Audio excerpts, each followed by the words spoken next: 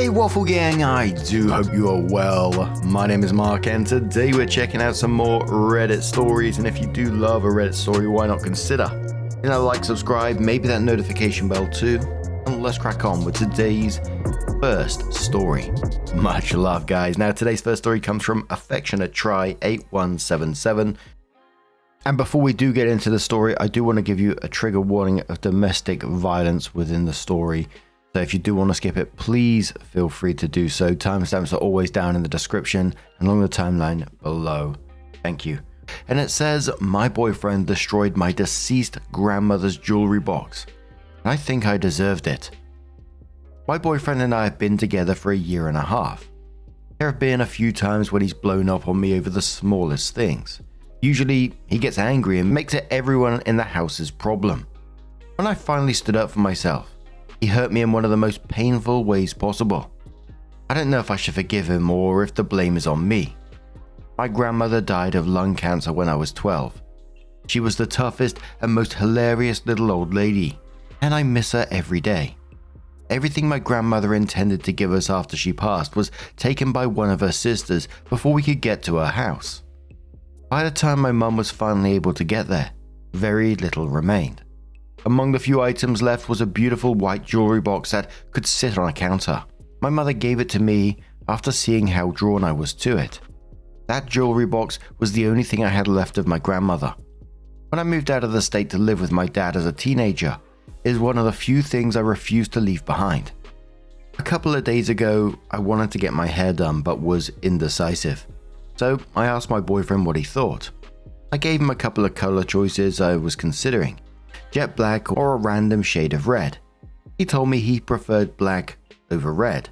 I took his thoughts into consideration but ultimately decided to go with the red. As soon as he saw me earlier today after my appointment, he was furious, saying I never listened to him and that he was so repulsed by me he couldn't even sleep with me until I changed it. He called me several expletives. I decided to go lie down and rest before my shift that night. Ignoring him didn't diffuse the situation at all. He started grabbing everything that was mine from our shared bedroom and throwing it down the hallway. He kept saying I was in the way and told me to get up and sleep on the couch.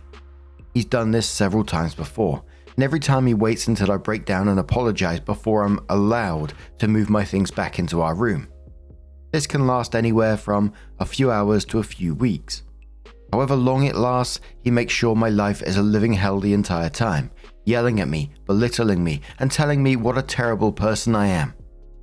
This time, I was over it. I was too exhausted to play his game, so I just lay in bed, trying to drown out the vile things spewing from his mouth. When he saw he wasn't getting a reaction, he started breaking things and tearing up my drawings. Before destroying each item, he kept saying all I had to do was get my things out of his room and get my ugly ass out. When I still refused, he grabbed my jewelry box and held it over his head. As soon as I realized what he was about to do, I became frantic. I started sobbing and begging him to stop. I was so loud that his mum heard me from her bedroom on the other side of the house and came to see what was going on. She tried to reason with him, but he was enraged. He just kept shouting, "Get the fuck out now!" After about 30 seconds of chaos, he slammed my jewelry box onto the floor. I was speechless. I began to sob, but no sound came out. His mum looked at me and told me to go to sleep in her room and lock the door. As soon as I left, I heard her unleashing on him. I'm positive I heard her slap him hard. I just took my blanket and did as I was told. Eventually, I managed to fall asleep. When I woke up, both my boyfriend and his mum were gone. I didn't have time to question it because I had to go to work. I'm currently on my lunch break and still haven't heard from either of them. I guess I have to figure out what's going on when I get off tomorrow morning. I think it might be my fault he broke it, because all I had to do was get out of the room. My stubbornness destroyed one of my most treasured possessions. I feel like an idiot, and I don't even know if there's a way to repair it. I'm just so heartbroken, and I needed to vent. What an absolute shitty situation. I think hopefully we can all see that this is just a domestic abuse situation. Everything that she explained was abusive behaviors. And hopefully it sounds like the jewelry box is just the straw that breaks the camel's back. Because as sad as it is losing that jewelry box, it might have just been the wake-up call that she finally needs to break out of this fog of abuse, although the ending was still, blaming herself, etc., which is really horrible to see. We can see that OP was normalized to the pattern of getting kicked out of her own bedroom for weeks at a time and having to apologize herself. It's more of that we see in many stories. Oh, that's just how he is kind of thing. And I don't know if it's a shitty thing to say in this, but it did make me feel this way, that grandma might have just saved her granddaughter this one last time with that jewelry box. OP needs to get whatever she can carry, all of her important stuff, and be gone, and just don't look back. Commenter says to OP, "You know you're describing domestic abuse, right?" Kelf says, and his mum knew it, and beat the shit out of him. Leave now, it's not safe for you. Swag says, "I really hope she beat his ass." Dorkar says, "Even though I do hope he got his ass beaten, this is probably one of the reasons he thinks beating is okay in the first place." OP says, "You are at least partially right. His mother had her first daughter at 14, and by the time she was 17, she gained custody of her older sister's kids. She was the guardian for 6 kids before she could legally drink. She has told me some of the horrific things she did as a punishment because she didn't know another way to raise kids. His mum and I have had conversations talking about what might be wrong with him neurologically. She always brings up how his personality drastically shifted after his scalp was torn off by a dog when he was 7. After the incident, he would screech at the top of his lungs when he didn't get what he wanted, especially when his older sister babysat him. She would get tired of the yelling and would lock him outside. They lived deep in the woods, nowhere near any other houses or active roads. He would run around the entire time, banging on the doors and windows until she broke and let him inside. If she didn't just give in, he would pull the AC units out of the windows and crawl in, only to terrorize her some more.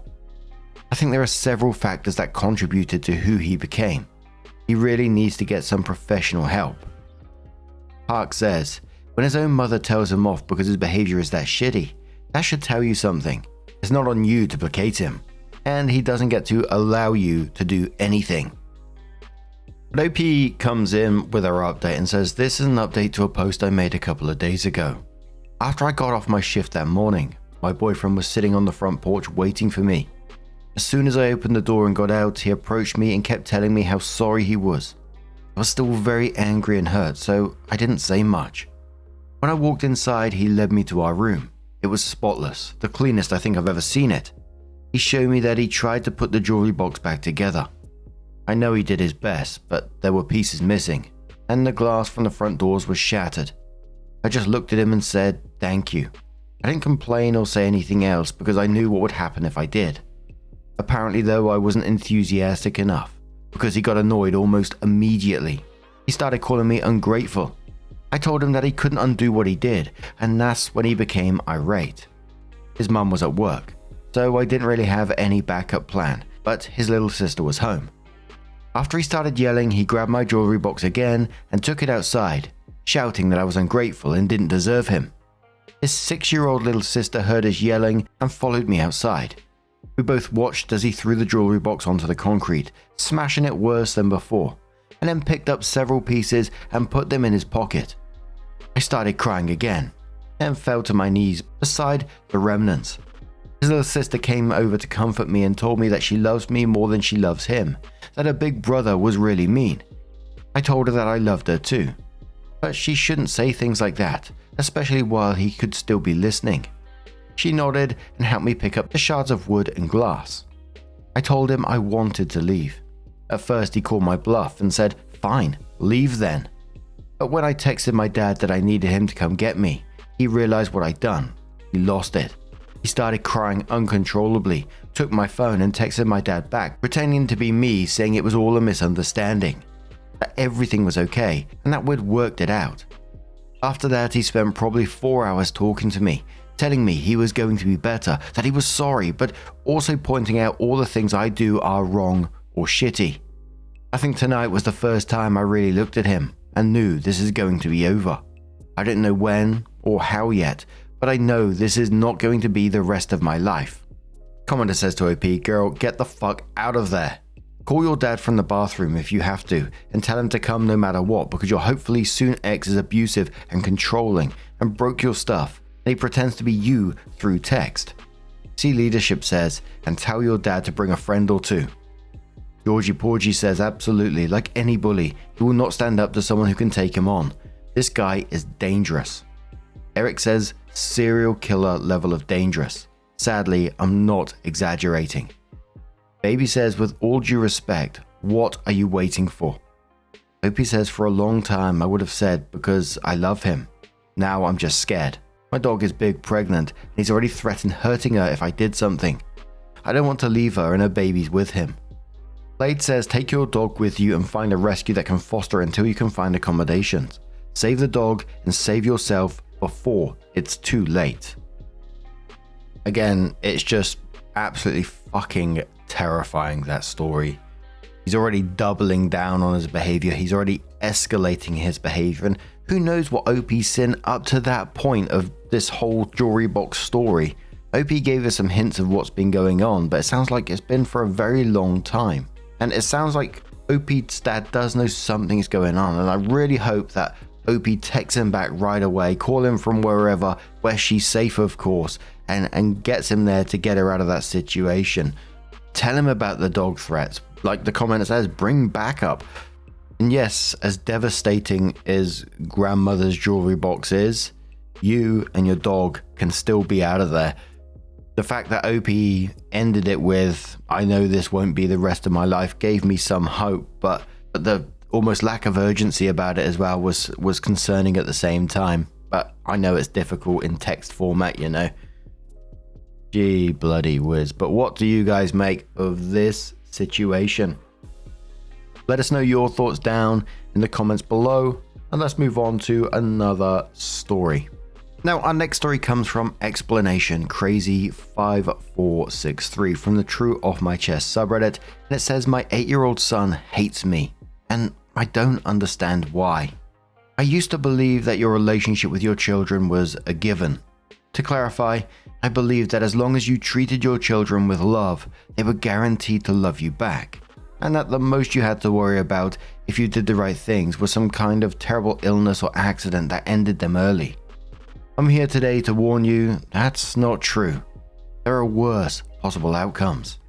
My son is 8 years old, and I cannot be in the same room as him without being attacked. He will scratch, hit, and bite me constantly until we are separated. He bites as hard as he can. My arms are 50% bruises right now from partially healed wounds. I've done nothing to deserve this, and I've tried everything to reach him. I've tried love, discipline, ignoring him, reasoning. Nothing sticks, and as the years have gone on, it's only gotten worse. He's already in therapy. We've already tried to get him diagnosed with something. We've tried meds. We've tried no meds. We don't know what's going on, nor does his therapist or doctors. On Thursday, I watched a movie about time. Very bittersweet movie about how time is limited and we need to enjoy it as best as we can. There's a scene where a boy of about 8 is playing on the beach with his father for the last time, enjoying one last beautiful day together. I absolutely lost it. My son only communicates with me through violence. Last night, I finally gave up. I cried for hours and let go of any expectation I had of ever having a loving relationship with him. He's 8 years old and hates my guts. There are worse outcomes than outliving your children. Please don't take your loved ones for granted. Edit, thank you to everyone for the advice. Special shout out to the super weirdo antinatalists, particularly the air quotes feminist who made super sure to tell me she was a feminist before telling me to have a post-birth abortion. No single comment made me realize how ahead of the game I am as a parent than that one. We're getting a second psych evaluation soon, so I'll write a second post with results of that. Many of you are absolutely convinced someone else is abusing him and are unwilling to accept evidence to the contrary. There is no sign of anyone in his life abusing him, nor is there much opportunity. When he's not at school, he's with us, save for a few rare occasions where we get a trusted, close family babysitter to go on a date. We've asked him if anyone is hurting him or touching him and he has said no. And we make sure both our kids understand what's inappropriate and know they should tell us if anyone tries anything like that. This is the least likely possibility. Edit, and I've created a follow-up post for those who are interested. So most of the comments in this situation were really helpful to OP, telling him advising him really to, keep filming these outbursts and keep pushing for some kind of diagnosis because something is not quite right. But during the comments, people were asking OP questions. Someone asked if the son is aggressive with other people or animals, and OP says, no other sign of violence. Yes, he treats me this way in front of his mum. Someone says, what they do if son attacks? OP says, we've tried different things. If I'm trying to reason with him or talk to him, she will wait to see how it goes. Super weird trying to be compassionate with someone attacking you. If she notices him coming and it's not one of those moments, she will just step right in and intervene. Typically sending him to his room and talking with him, unless we've decided we've tried enough talking for the day. These days I stay out of it and let her do the discipline. OP also says I haven't given up hope, just the expectation. Will certainly still go to the end of the earth for him. Someone says to make sure your daughter doesn't get ignored because of the son. OP says we think of her often and make sure she's safe and understands her brother needs help and we will get it for him. Someone says about the sister's reaction and says she is 5. She will comfort me almost daily. Honestly, I don't know what she does when he's acting up. I'm focused on not bleeding. He was 5 when it started. At first it was just throwing things at walls. Then there was a time where he just hated me but wasn't attacking me. Now it's directed at me rather than the walls. I'm not sure we are quite ready for inpatient treatment, but that's starting to enter the conversation. OP also says if I try to talk to him, I will get attacked. If I exist in the same room as him for more than a few minutes, he will either leave or attack me. Someone says to get the son into inpatient care. OP says, I think getting additional psych evaluation comes before resorting to inpatient. We've already known he has something other than ADHD, but we haven't been able to convince his psych to keep digging. We're all searching for a new one. If that fails, then I think we will go to inpatient. Someone says to send the son away for a day or 2 per week.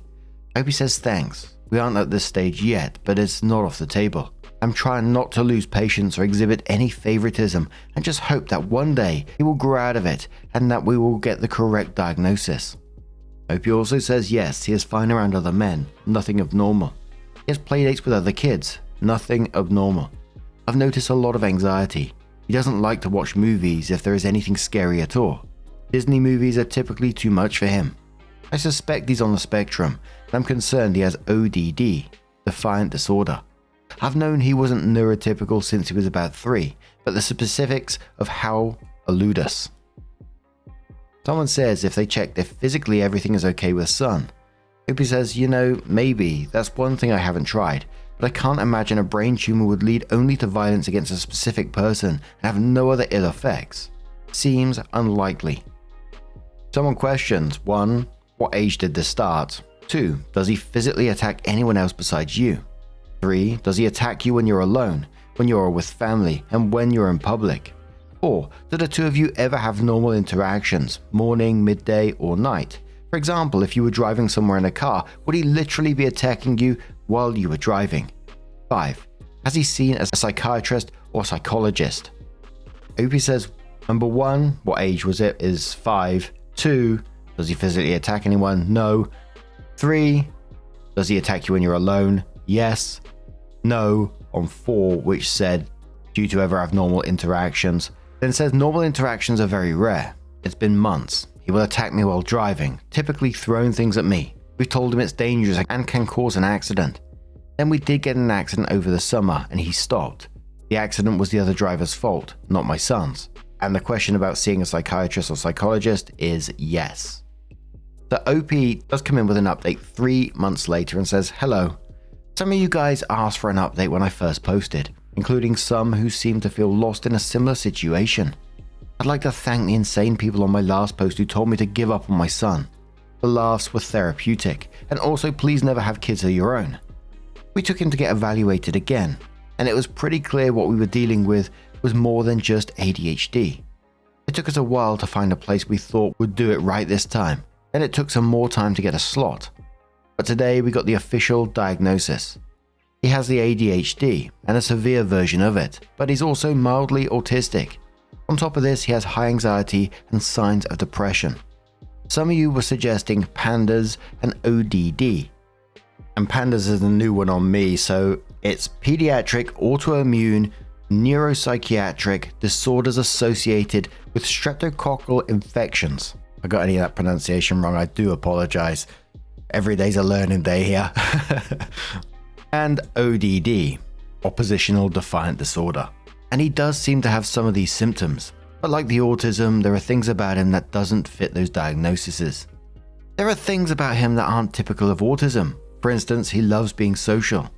These inconsistencies in the fact that he was younger and had severe ADHD, which masked the autism, made an autism diagnosis difficult at that time. So, why does he hate me? As best as I understand it so far, this is what happened. When he was halfway into kindergarten is when it started. His disabilities caused him to struggle as compared to his peers, which led to feelings of inadequacy. Being 5, he didn't have the tools to handle that, so he began coming home from school and destroying the house as a way to express his feelings. We would try to reason with him patiently, but he wouldn't hear it. We tried many other ways of helping him, but the house was getting destroyed, and the only thing that would get him to stop would be a sharp, loud command from my scary male voice. Stop that.